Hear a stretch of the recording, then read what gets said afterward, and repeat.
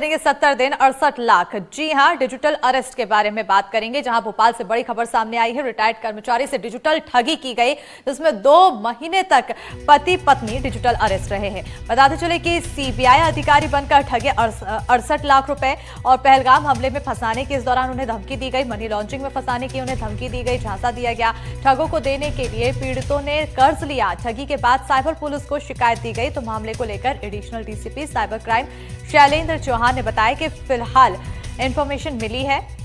Digital arrest का एक मामला रिपोर्ट हुआ है। सबसे पहले ठगे गए पैसों को फ्रीज करने की कोशिश कर रहे हैं।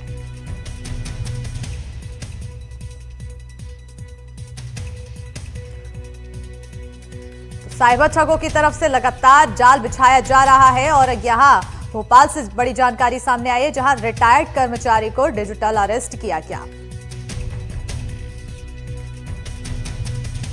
अभी हमें भी इंफॉर्मेशन आई है कि साइबर जो सेल है उसमें एक मामला रिपोर्ट हुआ जो डिजिटल अरेस्ट का है, और उसमें हम लोगों ने उनका जो सुनवाई कर रहे हैं उनको प्रॉपरली पहले उनको उससे मुक्ति दिलाएंगे, जो कि उनका डिजिटल अरेस्ट है। जो उनका पैसा गया है उसको फ्रीज करने का हम लोग तत्काल प्रयास कर रहे हैं। उसके अलावा उनकी जो मानसिक अवसाद है, जो मन स्थिति है, उसे निकालने का उबारने का हम प्रयास कर रहे हैं, ताकि वो नॉर्मलाइज होकर अपनी पुरानी लाइफ में वापस आएँ। और जो भी घटनाक्रम उनके साथ हुआ उसका हम पूरा विवरण प्राप्त करने का प्रयास कर रहे हैं, और जिस तरह विवरण प्राप्त होगा उसमें तत्काल कार्रवाई करेंगे। और इससे पर ज्यादा जानकारी के साथ हमारे सहयोगी आकाश द्विवेदी जुड़ चुके हैं। आकाश, लगातार साइबर ठगों के जो जाल हैं वो बिछाने का सिलसिला बरकरार है। अब एक बार फिर दंपत्ति फंसा है और लगभग 70 दिनों तक 68 लाख रुपए की यहां पर ठगी हुई है। बिल्कुल, और लगातार अलग अलग समय पर इस दंपति से पैसे साइबर ठगों ने अपने खाते में ट्रांसफर कराए। कई अलग अलग मामलों में फंसाने की धमकी दी और डराते धमकाते रहे। आलम ये रहा कि ये बुजुर्ग दंपति इतना डर गए कि इन्हें अपनी एफडी तोड़वानी पड़ी। इसके साथ ही रिश्तेदारों से भी करीब 22 लाख रुपए के आसपास कर्ज लेना पड़ा, और ये इसके बावजूद नहीं समझ पाए कि ठगी का शिकार हो रहे हैं। ये सबसे बड़ा नमूना इस बात का भी है कि लोगों में जागरूकता की किस कदर कमी है। जबकि बीते महीनों में लगातार आप जिसको फोन लगा रहे थे उस वक्त सबसे पहले आपको यही सुनाई देता था कि डिजिटल अरेस्ट जैसा कोई मामला नहीं है, ये कोई कानून नहीं है। इसके बावजूद 2 महीने तक ये दंपति लगातार पैसे ठगों को ट्रांसफर करते रहे, और इसके बाद कहीं अब जाकर पुलिस से शिकायत की है। सबसे बड़ी चुनौती पुलिस के लिए यही है कि इनके पैसे को फ्रीज कराकर वापस कराया जाए, क्योंकि 68 लाख रुपए के आसपास का ये पूरा ठगी का केस है, और इस पैसे की रिकवरी हो पाना, क्योंकि कई बार जितने केसेस हमने देखे हैं उसमें रिकवरी कई बार संभव नहीं हुई है। फिलहाल पुलिस ने इस मामले में केस दर्ज करके जांच पड़ताल शुरू कर दी है। ये जो डिजिटल अरेस्ट का शिकार हुए हैं वो भेल के रिटायर्ड कर्मचारी हैं, यानी कि सरकारी कर्मचारी रह चुके हैं। ऐसे में जो उनकी सेविंग्स थी वो सब ठगी जा चुकी है। इसमें एक पैटर्न देखने को मिला है। जो ठगी करने वाले आरोपी हैं वो पुलिस अधिकारी बनकर मैसेज पर लगातार चैट हमारे कर साथ रहे थे। एडिशनल हर डीसीपी मैसेज में कोड शैलेंद्र सिंह लिखते थे चौहान जुड़ चुके हैं। रोकूंगी आपको सर, बहुत स्वागत है आपका एनडीटीवी मध्य प्रदेश छत्तीसगढ़ में। लेकिन जिस तरह से साइबर ठगों का जाल अभी भी जारी है, ये जाल अभी तक कटने का नाम नहीं ले रहा है। लोग इसमें अभी भी फंस रहे हैं और चेतावनियों के बाद भी लोगों में जागरूकता की कमी है। फिलहाल इस मामले में कार्रवाई। हेलो सर, आप तक आवाज पहुंच रही है? जी, आवाज आ रही। सर, लगातार साइबर ठग सक्रिय हो रखे हैं और बीच में चेतावनियां दी गई थी। अब जब फोन कॉल करते हो उसके बाद आपको लंबी बात सुननी पड़ती है, उसके बाद ही आप अपने कॉल पे जा पाते हो। उसके बाद भी लोगों के बीच जागरूकता का अभाव है और इस तरह से लगातार ठगी का शिकार लोग हो रहे हैं। देखिए, साइबर ठगी के रोकने का एकमात्र उपाय है आपकी जागरूकता, सावधानी, सतर्कता। जब आप ये सतर्कता खो देंगे, सावधानी खो देंगे, तो आपका शिकार होने की बड़ी संभावना बढ़ जाती है। पुलिस मुख्यालय हम लोगों ने काफी बड़ा अभियान सेफ क्लिक चलाया था। इसमें पूरे लोगों को शामिल किया था, जनता को, जनप्रतिनिधि को, स्कूलों को, संस्थाओं को, परंतु जागरूकता के अभाव में ये घटनाएं फिर हो रही हैं। चूंकि इसको एक डिजिटल अरेस्ट का नाम मैं नहीं दूंगा, क्योंकि 2 महीने से लगभग ये मूवमेंट में है। हाँ, ये बात जरूर इनके साथ ठगी हुई है। 2 महीने से लगातार मूवमेंट में, ट्रैवलिंग भी कर रहे हैं, अपना बैंक भी जा रहे हैं, लोगों से मिले, रोज परिजनों को कॉल भी कर रहे हैं। क्योंकि अगर ये एक बार भी परिजनों से या किसी भी व्यक्ति से चर्चा करते तो बिल्कुल इनकी समस्या हल हो सकती है। मुझे लगता है किसी व्यक्ति को अगर 2 महीने कोई भी पीड़ा हो, कोई भी तकलीफ हो, तो वो जरूर कोई ना कोई अपने परिजन से चर्चा करता है।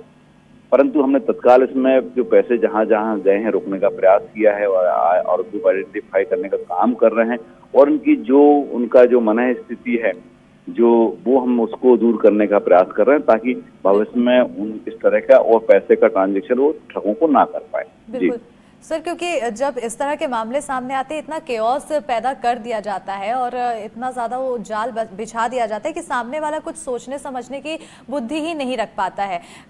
सबसे पहले आखिर अगर इस सिचुएशन में ज़रा भी शक होता है तो कहाँ कॉल करें, कैसे पुलिस तक पहुँचा जाए, कैसे इस पर कार्रवाई कराई जा सके? देखिए, जैसा कि आप सामान्यतः कोई भी आपको समस्या आती है, सबसे पहले आप अपने परिजन को कॉल करते हैं जो आपके निकट में होते हैं, चाहे वो पत्नी हो, बच्चे हो, पति हो, भाई हो, उनको कॉल करते हैं। फिर उसके बाद आप पड़ोसी को कॉल करते हैं। फिर आपको लगता है पुलिस का नंबर है तो पुलिस को कॉल करें। इसमें तो कोई भी व्यक्ति जिससे भी आप बात करते, एक बार चर्चा करते, तो वो आपकी समस्या को समझने में, उसको दूर करने में मदद कर सकता है। तो पुलिस की हेल्प तो आपको 1930 4 अंकों के नंबर पे अवेलेबल है, अगर आप वहां तक पहुंच पाए। पर बात यही है ना कि आपने डिस्कस ही नहीं किया। अगर आप चर्चा करते हैं, उससे लोगों से पूछते हैं, जानकारी देते हैं, मैं जहां तक समझता हूँ आप 20,000 रुपए से ऊपर का इन्वेस्टमेंट भी करते हैं तो किसी ना किसी की सलाह जरूर लेते हैं। परंतु आप इतने पैसे डाल रहे हैं और आपने सलाह नहीं ली, तो संभवतः आप कहीं ना कहीं आप बहुत गफलत का शिकार हैं, और आपको इस बारे में जरूर बात करनी चाहिए अपने लोगों से। तो बिल्कुल यहाँ पर सबसे पहले लोगों को बताने की ज़रूरत है। लेकिन जैसा कि अब इस पूरे मामले में हम देख रहे हैं कि इन्होंने शेयर किसी के साथ नहीं किया, इन्हें बहुत देर से ये रियलाइजेशन हुआ कि ये ठगी का शिकार हो रहे हैं। क्या वो छोटे छोटे सिम्टम्स है जिसको पकड़ा जाए, समझा जाए कि यहाँ कुछ मामला गड़बड़ हो सकता है? जी देखिए, मैं आपको एक्सप्लेन करना चाहूंगा। आप कभी भी पुलिस से भी व्हाट्सएप पे कोई ज़्यादा नहीं आती, कोई कोर्ट व्हाट्सएप पे नहीं लगती, कोई ईडी, कोई सीबीआई, कोई भी संस्था, क्राइम ब्रांच वगैरह, कोई व्हाट्सएप पे इस तरह का कोई ट्रायल नहीं करती, ना ही व्हाट्सएप पे कोई अरेस्ट होती। ये बात हम समझाने का प्रयास कर रहे हैं। हो सकता है 2-5% जो लोग अभी शिकार हो रहे हैं वो लोग वहां तक बात नहीं पहुंची हो, तो हम लोग मीडिया के माध्यम से प्रयास करेंगे कि लगातार लोगों तक जागरूकता है, और जो लोग जागरूक हैं वो कम से कम अपने तक जागरूकता ना रखें, वो आगे तक उसको सर्कुलेट करें। और एकमात्र उपाय है कि जागरूकता। मेरे पास ना फोन भी, ये तो एक ठगी का 100 फोन ऐसे आते हैं जिसमें लोगों ने ये बताया कि साहब मुझे ऐसा व्यक्ति कॉल कर रहा था, वीडियो कॉल कर रहा था, मुझे एक वर्दी वाले का फोटो आया हुआ है, मुझे फला एजेंसी से शिकायत कर रहा था। तो लोगों में जागरूकता बहुत बढ़ी है। मतलब ये अगर हम कहें 2 साल के अंतराल में बहुत ज्यादा बढ़ी, और इक्का दुक्का ये मामले आ रहे हैं। बिल्कुल सर, क्योंकि अब तक जागरूकता बढ़ी है, जाहिर है जो स्टेप्स उठाए हैं लोगों को जागरूक करने के लिए वो कई हद तक कारगर साबित हुए हैं।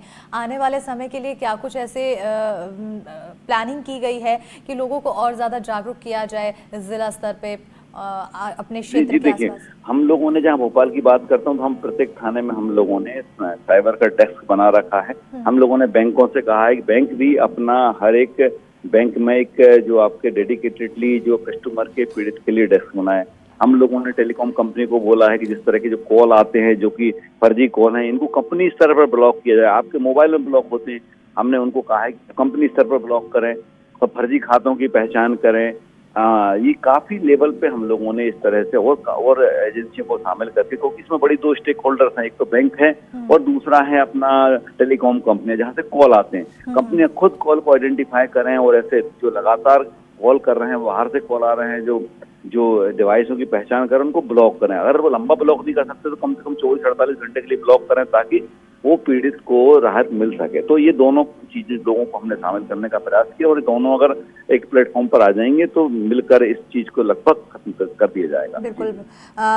जिस तरह से अब एक के बाद एक प्रयास अपनाए जा रहे हैं, आने वाले समय में यही उम्मीद की जा रही है कारगर साबित हो। सर, हमारे साथ हमारे सहयोगी आकाश जुड़े हुए हैं भोपाल से, उन्हें भी कुछ सवाल है आपसे। आकाश, ओवर टू यू। शैलेन जी, अभी जो शिकायत के बाद आपकी बातचीत हुई, क्योंकि दोनों की उम्र 70 के आसपास है, मानसिक स्थिति क्या है और एक बड़ा सवाल ये भी है कि जो इसमें चैटिंग सामने आई है उसमें कोड वर्ड के साथ बातचीत हो रही है और जो मैसेजेस हैं सामान्य तरीके से हैं। वो सामान्य व्यक्ति समझ भी सकता है कि ऐसी बातचीत नहीं होती है, पुलिस ऐसे नोटिस व्हाट्सएप पर नहीं भेजती है। तो यहाँ चूक यही रही कि क्या संवाद ही नहीं हुआ या फिर और कुछ भी पूछताछ में आप लोगों के सामने आया?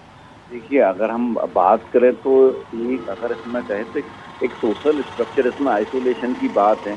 हम लोगों से बातचीत नहीं करते, रोज बात नहीं करे, परिवार से चीज़ें शेयर नहीं करते, वहाँ पे जाके बात अटक जाती है। देखिए, कोई व्यक्ति आपके सामने नहीं था, तो सामने आपको गन पॉइंट पे कुछ नहीं कर रहा था, एक रिमोटली बैठा हुआ व्यक्ति जो कि मोबाइल पे आपको बात कर रहा है, आप उसकी बात सुन रहे हैं, लेकिन अपना परिजन जिससे हम रोज बात कर रहे हैं उससे हम शेयर करने को तैयार नहीं, हमारे पड़ोसी को शेयर करने को तैयार नहीं, हमारे जीवन साथी को शेयर करने को तैयार नहीं।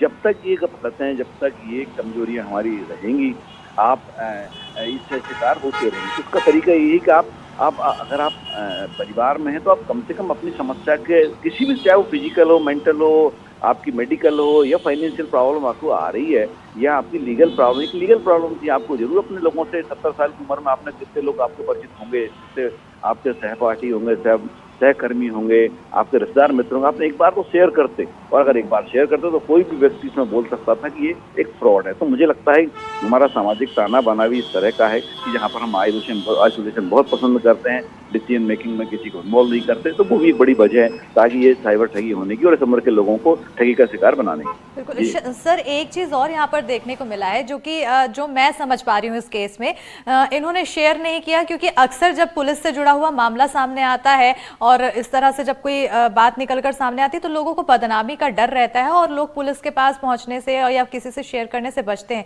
तो संभवतः यही सिचुएशन इस परिवार के साथ भी, इस दंपत्ति के साथ भी हुआ होगा। तो ये चीज भी क्लियर करने की जरूरत है कि पुलिस यहाँ पर व्हाट्सएप पे किसी तरह की डिटेल नहीं मांगती है या फिर वीडियो कॉल या फिर कुछ किसी भी तरह का कॉन्टैक्ट व्हाट्सएप के जरिए नहीं करती है।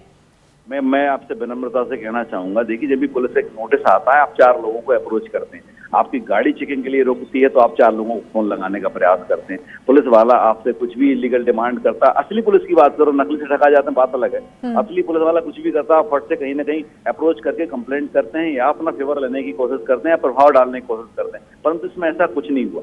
तो मेरा ये कहना है कि आप शेयरिंग करें। आप जब इतने बड़े लंबे, आपको इतना लंबा पैसा मांगा जा रहा है तो आपको शेयर करना ही पड़ेगा और करना ही चाहिए। अगर ये नहीं कर पा रहे तो मुश्किलें और बढ़ेंगी। जी बिल्कुल बिल्कुल।